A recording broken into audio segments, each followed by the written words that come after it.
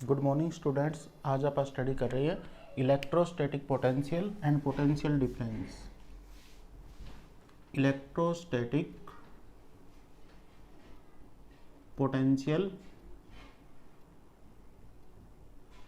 And potential difference.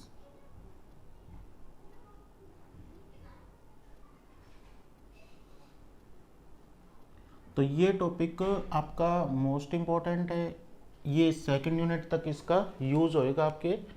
तो इसमें सबसे पहले आप एक पोटेंशियल वर्ड को देखते हैं। पोटेंशियल क्या होता है? इलेक्ट्रोस्टैटिक पोटेंशियल से पहले पोटेंशियल का मतलब होता है पावर या किसी की एनर्जी कितनी है। जैसे अगर आप एक एग्जांपल लें कि ये कोई स्लाइड है, अगर कोई बॉडी यहाँ पे है तो ये अपने आप नीचे आना चाहेगी, ठीक है। यानी कोई भी चार्ज है वो हायर पोटेंशियल से लोअर पोटेंशियल की तरफ मूव करता है, यानी पॉजिटिव टू नेगेटिव मूव करता है।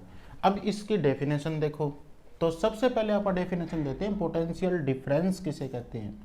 पोटेंशियल डिफरेंस, जो बैटरी आपकी काम करती है वो पोटेंशियल डिफरेंस के ऊपर काम करती है। उसमें एक पॉजिटिव टर्मिनल होता है, एक नेगेटिव टर्मिनल होता है।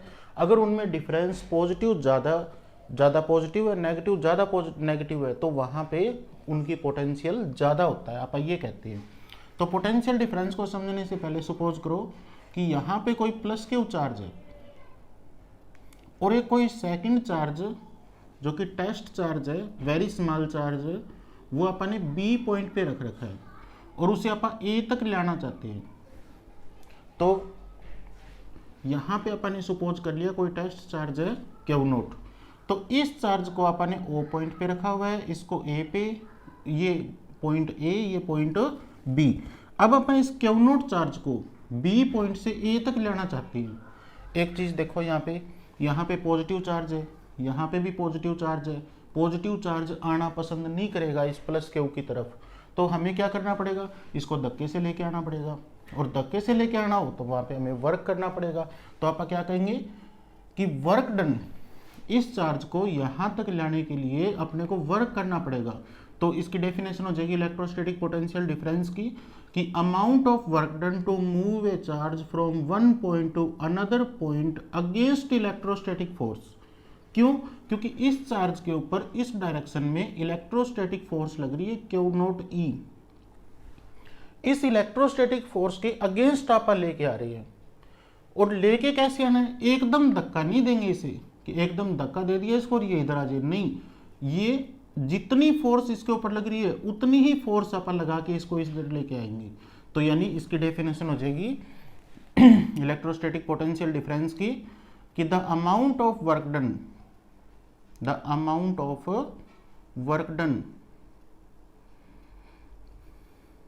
to move a test charge from one point to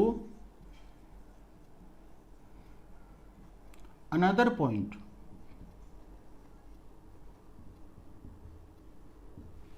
किसी भी टेस्ट चार्ज को अमाउंट ऑफ वर्क करना पड़े मूव करने के लिए one point to another point, और कैसे? Against electrostatic force, against electrostatic force of repulsion.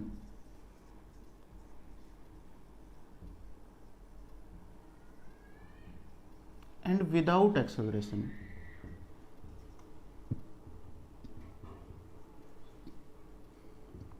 Without acceleration का मतलब है एकदम उसे धक्का नहीं देना है।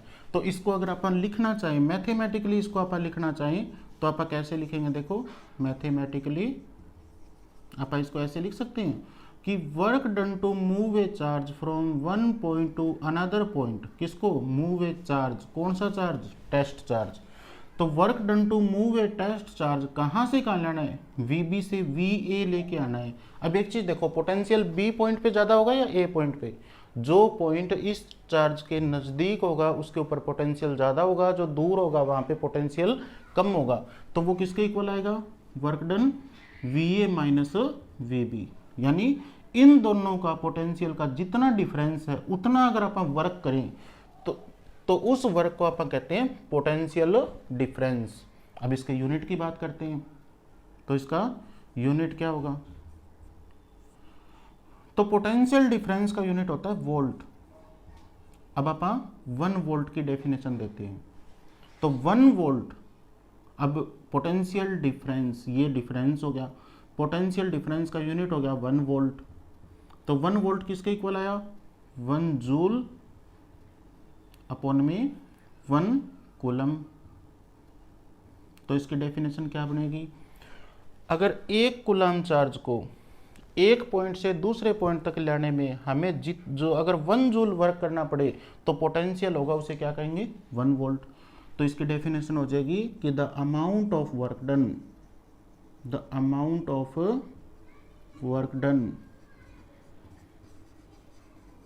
To move a test charge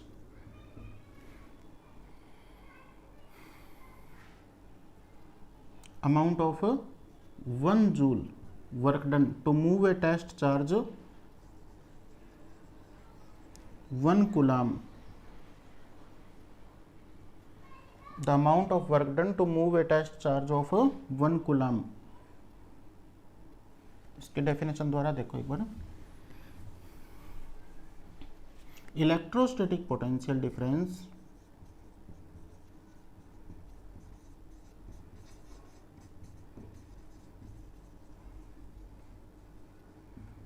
is said to be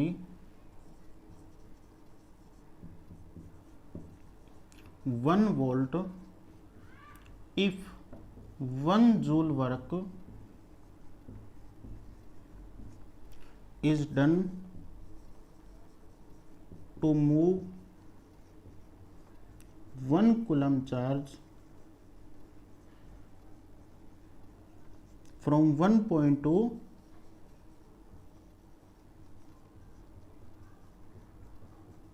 another point। कैसे? अगेंस्ट इलेक्ट्रोस्टैटिक फोर्स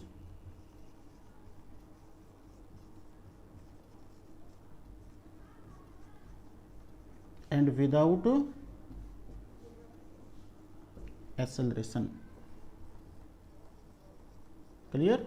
अगर एक कूलम चार्ज को अगर एक पॉइंट से दूसरे पॉइंट तक लाने में अगर हमें 1 जूल वर्क करना पड़े, दोबारा देखो स्टेटमेंट एक बार, electrostatic potential is said to be 1 volt if 1 joule work is done to move 1 coulomb charge from 1 point to another point against electrostatic force without acceleration. ये डेफिनेशन मोस्ट इंपॉर्टेंट है, इसको ध्यान से करना है। तो इसे आप कहेंगे 1 वोल्ट। अब इसके बाद इसी का एक छोटा सा पॉइंट और है, और उसको आप कहते हैं इलेक्ट्रोस्टैटिक पोटेंशियल। तो नेक्स्ट अपनी डेफिनेशन है इलेक्ट्रोस्टैटिक पोटेंशियल।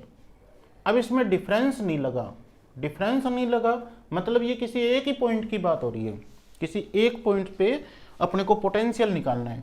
तो इस केस में आप कहेंगे कि किसी एक पॉइंट पे निकालना हो, तो अपन ने मान लिया कि सेकंड चार्ज है, जो फर्स्ट पॉइंट अपना वो कहाँ पे है?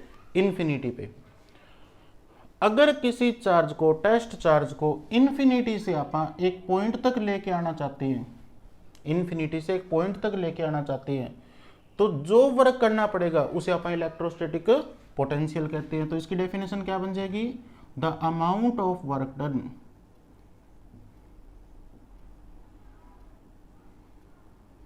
To move a test charge from infinity to a point,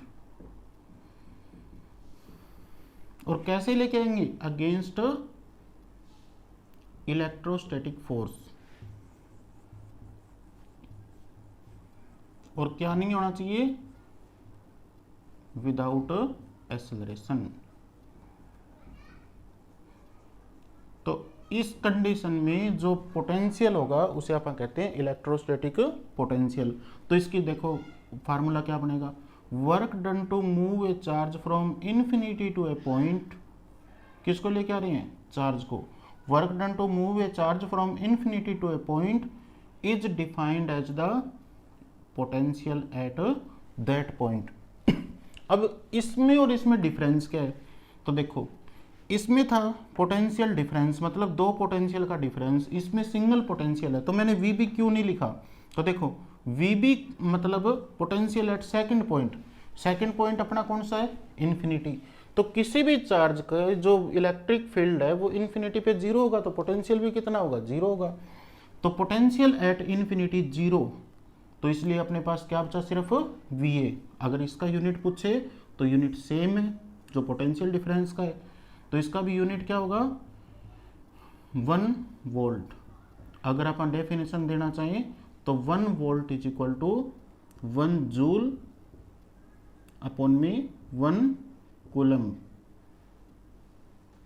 अगर इसके डेफिनेशन दोगे तो क्या कहोगे, अगर 1 कूलम चार्ज को इन्फिनिटी से एक पॉइंट तक लाने में अगर 1 जूल वर्क करना पड़े तो potential is said to be 1 volt. तो the amount of work done to move a charge from infinity to a point against electrostatic force without acceleration is called 1 volt. बस condition क्या है, 1 joule और 1 coulomb दोनों charge कितना होना चाहिए, 1 coulomb, और जो वर्क है दैट शुड बी 1 जूल। तो इलेक्ट्रोस्टैटिक पोटेंशियल की डेफिनेशन के बाद बात आती है कि किसी पॉइंट पे इलेक्ट्रोस्टैटिक पोटेंशियल की वैल्यू कितनी होगी। तो अब अपन वैल्यू निकालना चाहते हैं पोटेंशियल एट ए पॉइंट।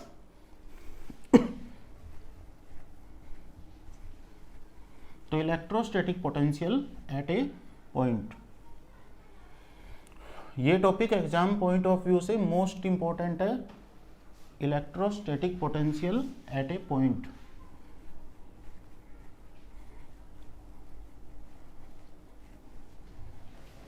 तो इसमें देखो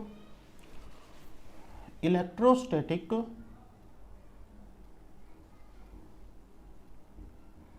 potential at a point, most most most important topic है ये इस यूनिट का। तो अपन किसी चार्ज को इन्फिनिटी से एक पॉइंट तक लेके आना चाहते हैं, ये इन्फिनिटी है, इन्फिनिटी से एक पॉइंट तक लेके आना चाहते हैं, तो अपन मान लेंगे कि ए पॉइंट से ओ की डिस्टेंस है वो आर है। अब इन्फिनिटी के डिस्टेंस तो हमें पता नहीं, तो आप एक काम करते हैं, यहाँ पे एक बीच में पॉइंट मान लेते हैं P, और यहाँ पे मान लिया अपन ने Q। तो P पॉइंट पे इलेक्ट्रिक फील्ड बाहर की तरफ होगा, क्योंकि जो चार्ज है वो कितना है, Q नोट। तो इलेक्ट्रिक फील्ड इस डायरेक्शन में, अपन लेके किस डायरेक्शन में आ रही है, इस डायरेक्शन में, तो दोनों में एंगल कितना हो जाएगा, 90 डिग्री, 180 डिग्री। इलेक्ट्रिक फील्ड में और डिस्टेंस में जो एंगल है वो 180 डिग्री। तो देखो P पॉइंट की मैंने इस सेंटर से डिस्टेंस मान ली x, OP distance is x। तो अब अपन निकालेंगे work done to move a charge from infinity to A। अब इन्फिनिटी का हमें पता नहीं कहाँ पे है, तो पहले अपन चार्ज को मान लिया अपन ने कि Q नोट चार्ज है वो P पॉइंट पे है। तो P पॉइंट पे फोर्स कितनी होगी, तो पहले इसको लिख लो एक बार कि suppose a test charge is placed at infinity. Now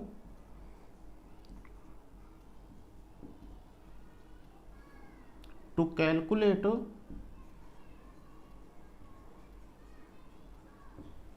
potential at a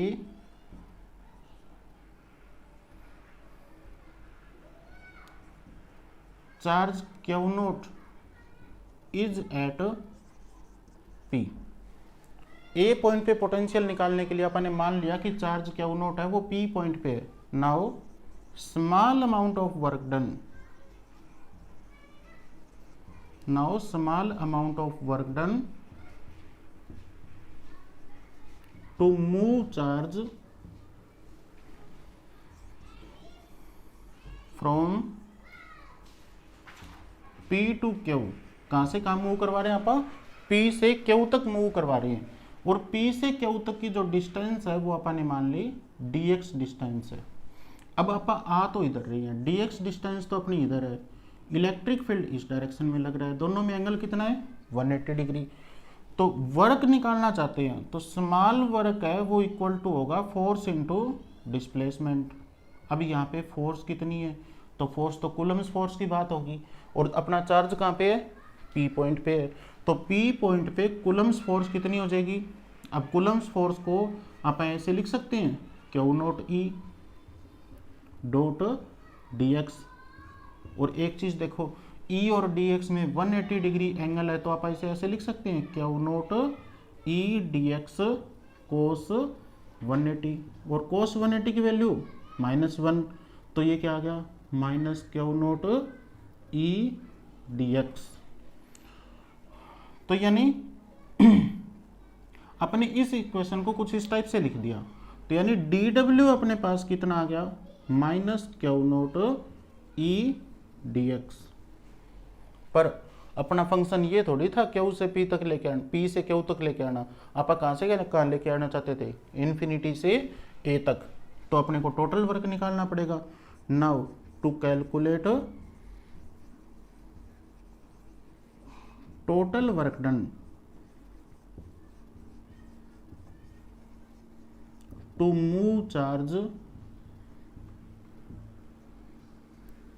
from infinity to कहाँ तक A तक, इज कितना होगा, इंटीग्रेशन करना पड़ेगा। इंटीग्रेशन करेंगे तो कहाँ से कहाँ तक, इन्फिनिटी से A तक आ रहे हैं, तो A की डिस्टेंस कितनी है R, और वैल्यू कितनी है Q नॉट E dx, और साइन नेगेटिव। अब इलेक्ट्रिक फील्ड P पॉइंट पे कितना होगा भी, देखो माइनस Q नॉट तो बाहर आ गया, इलेक्ट्रिक फील्ड की वैल्यू है Q by 4 pi epsilon naught x square, क्योंकि P पॉइंट की O पॉइंट से डिस्टेंस है वो है x, तो ये वैल्यू इन्फिनिटी से R तक, और साथ में क्या पड़ा है dx।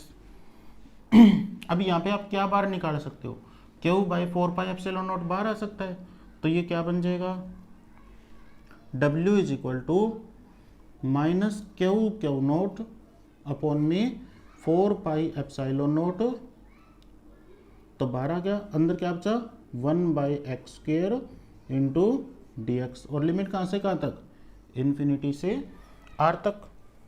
क्लियर।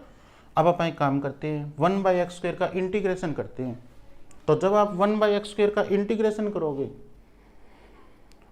तो W will be equal to minus Q naught upon में 4 pi epsilon naught 1 by X square को आप ऐसे लिख सकते हैं infinity to R, 1 by X square को आपने लिख दिया x की पावर -2 इंटू dx। अब एक चीज देखो, Q नोट अपॉन में 4 पाई एप्सिलॉन नोट माइनस, जब इसका इंटीग्रेशन करोगे तो एक पावर बढ़ जाएगी -2 प्लस 1, और वही पावर नीचे आ जाएगी, और लिमिट कहाँ से कहाँ तक है, इन्फिनिटी से R तक। इसे आप ऐसे कर सकते हैं कि माइनस Q नोट अपॉन में 4 पाई एप्सिलॉन नोट x की पावर -1 अपॉन में -1, ये -1 आप बाहर ले आएंगे तो माइनस माइनस प्लस हो जाएगा, और limit is infinity to R, तो ये बन जाएगा Q नोट अपॉन में 4 pi epsilon naught 1 by x, और लिमिट इन्फिनिटी टू R। ठीक है, इसको थोड़ा और सोल्व करते हैं आप, तो Q नोट अपॉन में 4 pi epsilon note, limit put कर दो 1 by R minus 1 by infinity, और हमें पता है कि 1 बाई इन्फिनिटी 0 होता है, तो क्या लेके चल रहे थे आप, W इज इक्वल टू कितना आया, Q नोट अपॉन में 4 पाई एप्सिलॉन नॉट आर बच गया सिर्फ, 1 बाई इन्फिनिटी तो जीरो हो गया। अब इस क्यू नोट को डब्ल्यू के नीचे ले आओ, तो डब्ल्यू बाई में क्यू नोट किसके इक्वल आया, Q by 4 pi epsilon naught R, और ये तो अपन ने पोटेंशियल की डेफिनेशन दी थी। तो डब्ल्यू बाई क्यू नोट क्या होता है, पोटेंशियल। तो यहाँ पे आप कह सकते हैं कि potential V is equal to Q by 4 pi epsilon naught R. तो आपका electrostatic potential at point A कितना आया, Q by 4 pi epsilon naught R. Clear. इस टॉपिक के बाद अगर अपन देखें तो अपन ने 3 फार्मूले निकाले हैं। फर्स्ट अपन ने जो निकाला था वो कूलम्स फोर्स, कूलम्स फोर्स की जो वैल्यू निकाली अपन ने वो थी अपनी F इज इक्वल टू 1 बाई 4 pi epsilon naught Q naught upon में आर स्क्वायर। फिर एक निकाला अपन ने इलेक्ट्रिक फील्ड, वो था 1 बाई 4 pi epsilon naught Q by में आर स्क्वायर। 3 फार्मूले कर चुके हैं अभी अपन, एक तो इलेक्ट्रिक फील्ड का, एक फोर्स का और एक पोटेंशियल का। तो तीनों में डिफरेंस देखो। जब आप फोर्स का फार्मूला याद रखते हो तो इसमें 2 बार चार्ज आते हैं, स्क्वायर ऑफ डिस्टेंस। जब इलेक्ट्रिक फील्ड है तो एक बार चार्ज एक बार कम हो गया। जब आप पोटेंशियल करते हो तो उसमें एक चार्ज भी कम हो गया और एक डिस्टेंस भी कम होगी। सॉरी। तो फोर्स एंड इलेक्ट्रिक फील्ड दोनों के दोनों में inversely proportional to r square है। Electric field and electric force both are inversely proportional to r square, but potential is inversely proportional to r. Clear. अब इसके बाद आप एक टॉपिक और करते हैं, सिंपल टॉपिक है, and that is electrostatic potential due to an electric dipole. ये भी मोस्ट इंपॉर्टेंट टॉपिक है, electrostatic potential due to electric dipole.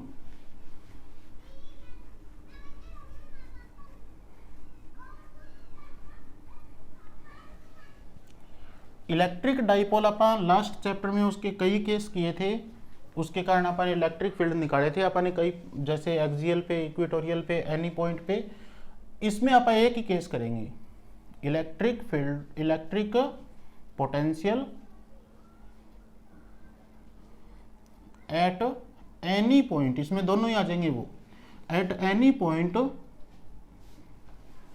Due to electric dipole. किसी डाइपोल के एनी पॉइंट पे आप इलेक्ट्रोस्टैटिक पोटेंशियल निकालना चाहते हैं। तो सपोज करो कि ये आपका डाइपोल है, डाइपोल में हमें पता है 2 चार्ज होते हैं, एक तो माइनस क्यू एंड एक प्लस क्यू। इस डाइपोल की जो टोटल लेंथ है वो अपन ने सपोज कर ली 2a है, ये इसका सेंटर। अब किसी पॉइंट P के ऊपर, P पॉइंट की O से डिस्टेंस है वो R है, P पॉइंट पे अपन पोटेंशियल निकालना चाहते हैं। एक चीज़ का ध्यान रखना है बेटा कि पोटेंशियल है that is a scalar quantity. Electric field और जो कूलम्स फोर्स थी वो दोनों वेक्टर क्वांटिटी थी। क्यों है ये स्केलर, क्योंकि पोटेंशियल किसके इक्वल है, work done by charge. Work भी एक स्केलर क्वांटिटी, चार्ज भी एक स्केलर क्वांटिटी, तो potential is a scalar quantity. तो जब स्केलर की बात हो रही है तो यहाँ पे अपन कोई भी कंपोनेंट वगैरह में डिवाइड करने की जरूरत नहीं है, आप सीधा निकालेंगे। तो P पॉइंट पे पोटेंशियल एक तो इस चार्ज के कारण निकालना चाहते हैं अपन, इसकी डिस्टेंस अपन ने R2 मान ली, और एक इस चार्ज के कारण निकालना चाहते हैं, इसकी डिस्टेंस अपन ने R1 मान ली। ठीक है। और सपोज करो कि P पॉइंट के साथ ये एंगल थीटा बना रहे हैं, डाइपोल के साथ P पॉइंट का जो एंगल है दैट इज थीटा। तो एक बार दोबारा देखो, P पॉइंट पे इस डाइपोल के कारण, जिसका नाम अपन ने लिख लिया A एंड B, इस डाइपोल के कारण P पॉइंट पे अपन पोटेंशियल निकालना चाहते हैं। तो पहले A के कारण P पे पोटेंशियल निकाल लेंगे, फिर B के कारण P के ऊपर पोटेंशियल निकाल लेंगे, दोनों का सम कर देंगे तो टोटल पोटेंशियल आ जाएगा। तो इसकी थ्योरी देखो पहले कि let a dipole plus minus Q into 2a, then now we have to calculate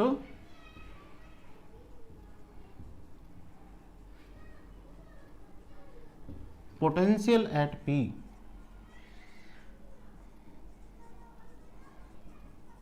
due to this dipole. For this potential at P due to minus Q charge is, तो देखो पहले अपन minus Q charge के कारण P point पे potential निकालते हैं, तो उसको नाम दे दिया अपन ने वी ए। अब यहाँ पे अपन मैग्नीट्यूड की बात नहीं करेंगे, साइन मायने रखता है क्योंकि वेक्टर नहीं है, ये स्केलर क्वांटिटी है। तो माइनस क्यू बाई में 4 पाई एप्सिलॉन नॉट R1, इसे इक्वेशन 1 नाम दे दिया अपन ने। Again potential at P due to plus Q charge at B point पे जो प्लस क्यू चार्ज है उसके कारण पी पे पोटेंशियल, तो वी बी उसे नाम दे दिया अपन ने, और इसकी वैल्यू क्या आएगी Q by 4 pi epsilon not R2, इसे अपन इक्वेशन 2 नाम दे देते हैं। दोनों स्केलर क्वांटिटी है तो टोटल निकालना है तो डायरेक्टली ऐड कर दोगे। So total potential at P will be कितना होगा, V is equal to V A plus V B, और वी ए की वैल्यू कितनी है माइनस क्यू बाई में 4 पाई एप्सिलॉन नॉट R1, और वी बी की वैल्यू कितनी है Q by 4 pi epsilon not R2।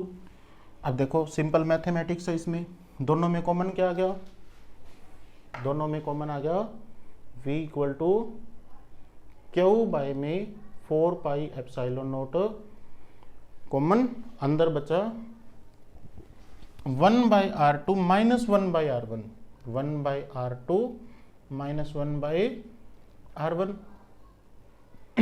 अब इसको सॉल्व करेंगे, Q by 4 pi epsilon naught, नीचे तो आ गया R1 R2, ऊपर क्या आया R1 माइनस R2, तो ये आ गया अपना पोटेंशियल। इसे अपन इक्वेशन नंबर 3 मान लेते हैं। अब यहाँ पे अपन कुछ एक अजम्पशन मानेंगे।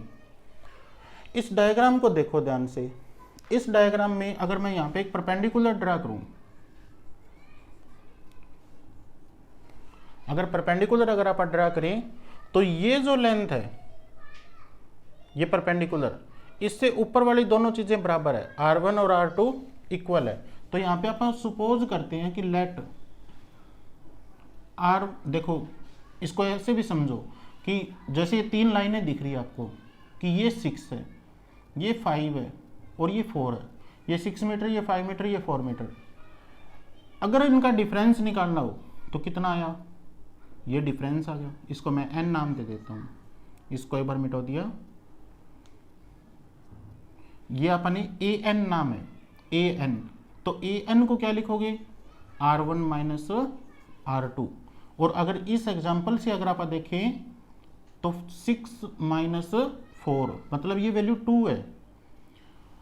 अब 6 और 4, 6 इंटू 4 कितना होगा 24, एंड 5 इंटू 5 ये भी कितना होगा 25। तो यानी जब आप इनकी मल्टीप्लाई करते हैं यानी R1 इंटू R2 करते हैं तो वो nearly equal to R square क्या आता है, यानी अपन ने मान लिया कि R1 into R2 is nearly equal to R square. एक तो अपन ने ये सपोज कर लिया, एक देखो अगर इन दोनों का डिफरेंस करें तो ये डिफरेंस आएगा an, तो डिफरेंस जो अपना है R1 माइनस R2, इसको अगर आप कैलकुलेट करें तो ये अपना, अगर ये थीटा एंगल है ये परपेंडिकुलर, तो ये तो बेस हो गया और ये हाइपोटेन्यूज, तो बेस अपॉन में हाइपोटेन्यूज, बेस अपॉन में हाइपोटेन्यूज किसके इक्वल होता है कोस थीटा के। तो यहां से R1 माइनस R2 किसके इक्वल आ गया 2a कोस थीटा। ये जो समझ में आया भी मानने वाली बात, ये थोड़ा सा ध्यान रखना है कि R1 into R2 is nearly equal to R square and R1 minus R2 is equal to 2a cos theta. तो अगर ये वैल्यू आप इसमें पुट करते हैं तो v कितना आएगा, v is equal to Q by 4 pi epsilon naught, ऊपर तो आ गया 2a कोस थीटा एंड नीचे कितना आ गया आर स्क्वेयर। तो क्यू इंटू 2a जहां पे भी दिख जाए वो क्या बन जाएगा, p बन जाएगा। तो ये क्या हो गया, v is equal to p cos theta upon में 4 pi epsilon naught R square. Cos theta दिख गया, इधर स्केलर क्वांटिटी है, तो अगर इसे वेक्टर फॉर्म में लिखना चाहें आप तो कैसे लिखेंगे, इन वेक्टर फॉर्म। जब कोस थीटा हो तो डॉट प्रोडक्ट बनती है, डॉट प्रोडक्ट बनाने के लिए मैं इसको ऊपर लिख रहा हूं, कोस थीटा को यूज करना है अपने को। तो a dot B is equal to A B cos theta. अब उल्टा बनाएंगे आप, a dot B is equal to A B cos theta. तो यहां पे उसी थ्योरी का यूज कर रहे हैं, v इक्वल टू क्या आप ऐसे लिख सकते हैं, p dot are cap, R cap is 1 unit vector है, इसकी वैल्यू 1 होती है। तो p कोस थीटा वही सेम आ गया, तो p डॉट आर कैप लिख सकते हैं इसे। और नीचे क्या लिखा अपने 4 pi epsilon naught R square. तो v इज इक्वल टू, इसको आप ऐसे लिख सकते हैं p डॉट आर वेक्टर, क्योंकि जो यूनिट वेक्टर होता है वो होता है वेक्टर बटे उसका मैग्नीट्यूड। तो p dot are cap r vector अपन में 4 pi epsilon naught r cube. यहाँ पे लिख भी सकते हो आप कि r cap is equal to r vector divided by उसका मैग्नीट्यूड। क्लियर। तो ये अपना आ गया potential in vector form at point P, और ये अपन ने निकाला था potential at P in scalar form.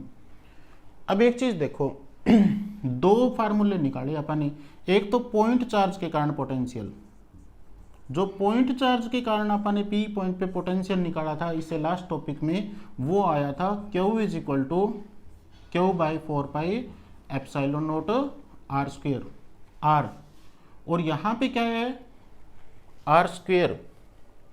तो यानी सिंगल चार्ज के कारण तो होता है स्फेरिकल सिमेट्रिक, जो potential due to single point charge is spherical symmetric, और जो पोटेंशियल ड्यू टू डाइपोल वो होता है सिलेंड्रिकल सिमेट्रिक। क्लियर। तो ये आपको ध्यान रखना है कि potential due to dipole is cylindrical symmetric and potential due to a point charge is spherical symmetric. इसका मतलब क्या होता है, स्फेरिकल सिमेट्रिक का मतलब होता है किसी पॉइंट से सेम डिस्टेंस पे जो भी पॉइंट होंगे उनके ऊपर पोटेंशियल एक जैसा रहेगा। तो लाइट गई, अपन नेक्स्ट लेक्चर में आगे देखेंगे। Thank you.